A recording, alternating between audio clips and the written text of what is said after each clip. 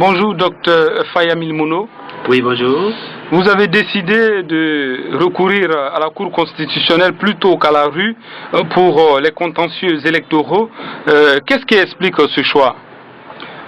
D'abord, je vous remercie de l'opportunité que vous m'offrez. Et vous me permettrez, avant de répondre à votre question, de remercier les nombreux Guinéens qui, le 11 octobre dernier, ont porté leur choix sur moi.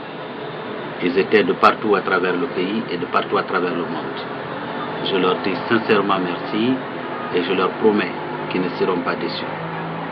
Maintenant, par rapport à la question que vous me posez, je dois préciser qu'il n'y a pas de dichotomie entre le fait de recourir à la Cour constitutionnelle et le fait de faire une manifestation pacifique.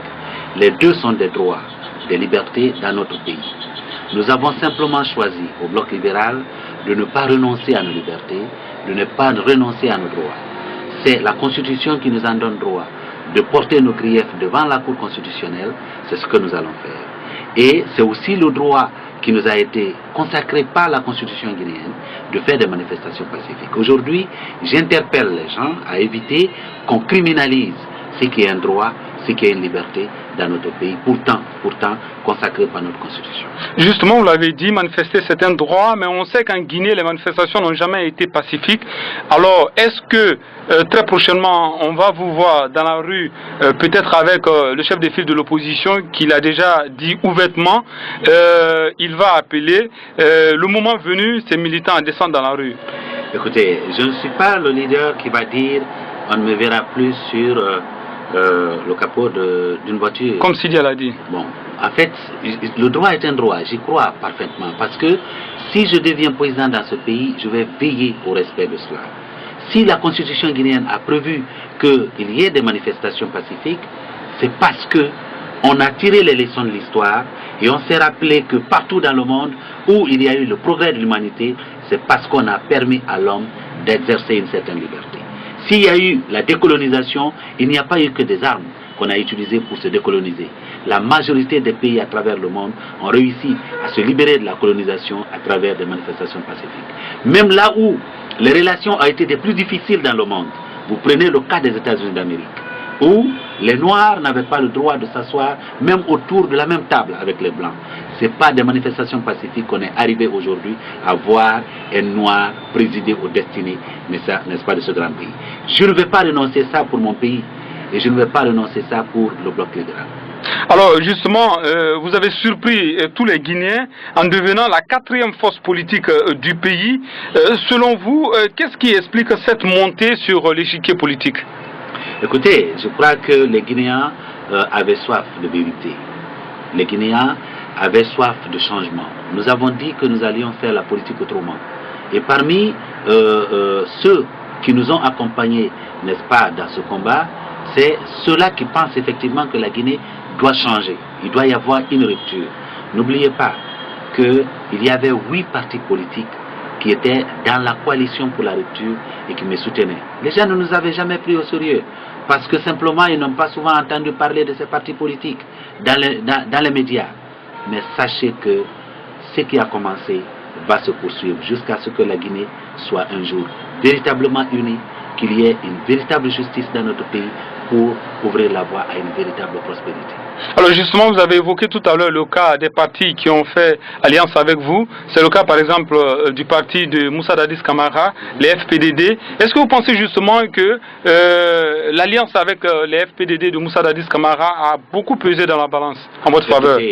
Oui, il y a eu beaucoup de soutien que j'ai obtenu des responsables, des militants et des sympathisants des FPDD, comme de beaucoup d'autres partis politiques. Le parti cadre faisait partie, le parti que dirige Dr Simon Dramou fait partie, le parti que dirige Thierno Mahmoud Ba fait partie, le parti que dirige Daniel Collier. Donc tous ces cadres-là, n'est-ce pas, de ces partis, leurs militants, leurs sympathisants étaient au rendez-vous, étaient autour de moi pour promouvoir, n'est-ce pas, le projet présidentiel que j'avais proposé au peuple de Guinée. N'eût été la mascarade, ça je vous le dis en toute chose, en toute vérité, parce que hier encore, j'ai à ma possession une vidéo où on est allé déterrer, n'est-ce pas, des bulletins qui étaient cochés à mon nom. ça veut dire que n'eût été cette mascarade électorale, vous auriez vu davantage le score du bloc libéral, n'est-ce pas, confirmer la 4e position dont vous parlez aujourd'hui. Alors, peut-être une dernière question. Est-ce que si jamais le gouvernement d'Alpha Condé, le prochain gouvernement qui va être mis en place, si le pouvoir vous faisait appel pour un poste ministériel, quelle va être votre réponse? Écoutez, pas en tant qu'individu, je suis une personnalité morale, je suis à la tête du bloc libéral. Si on me dit, Faya Milimono, en tant qu'individu, d'être à un gouvernement... Et en tant que 4e force politique aussi. En tant qu'individu, si on me dit d'être dans un gouvernement d'union nationale, je vous dis tout de suite non. Et pourquoi? Parce que je ne crois pas à ce gouvernement d'union nationale. Partout où on les a formés, il n'y a pas eu de problème. Vous comprenez? C'est des gouvernements de récompense où on se fait des concessions mutuellement, mais pendant ce temps, le peuple, qui fait quelque chose pour lui? Vous comprenez? Mais lorsque la question va se poser, puisque vous me posez une question qui est éminemment hypothétique, le parti aura, n'est-ce pas, à se prononcer sur la question. Supposons que le parti accepte que vous soyez dans le gouvernement, quelle va être votre réponse personnelle? Écoutez, si le parti que je dirige, vient à trouver que c'est opportun d'être dans un gouvernement, eh bien, il y a beaucoup de cadres au sein du bloc libéral qui pourraient éventuellement être désignés pour cela. Mais comme je viens de vous le dire, je suis très très sérieux quand je parle. Je dis, les gouvernements d'union nationale, partout dans le monde, n'ont fait qu'aménager les susceptibilités des uns et des autres, n'ont jamais amené le véritable développement dans leur pays. Donc on ne pourrait jamais voir, il ne faut jamais s'attendre éventuellement au nom du Dr Faya Milimono dans un quelconque gouvernement d'Alpha Condé. Écoutez, je crois que je l'ai dit et je vais le répéter plusieurs fois parce que, en fait, ce n'est pas personnel entre Alpha Condé et moi. Alpha Condé, je dirais que quelque part, tout ce que j'ai lu de positif dans son combat en tant qu'opposant, je suis en train de suivre ses pas. Et j'essaie d'écarter tout ce qui a été négatif que j'ai observé. Depuis les années 90, j'ai milité avec Alpha Condé. Je sais tout ce qui a été positif dans son combat et je sais également ce qui a été négatif. J'essaie de maintenir ce qui est positif et aller satisfaire, n'est-ce pas, à ce rêve des Guinéens d'un véritable changement. C'est ce changement qu'ils ont voulu en 2010. Malheureusement, ils ne l'ont pas obtenu à travers lui. Dr Faya Milimono, merci d'avoir répondu à nos questions. C'est moi qui vous remercie. Voilà, monsieur le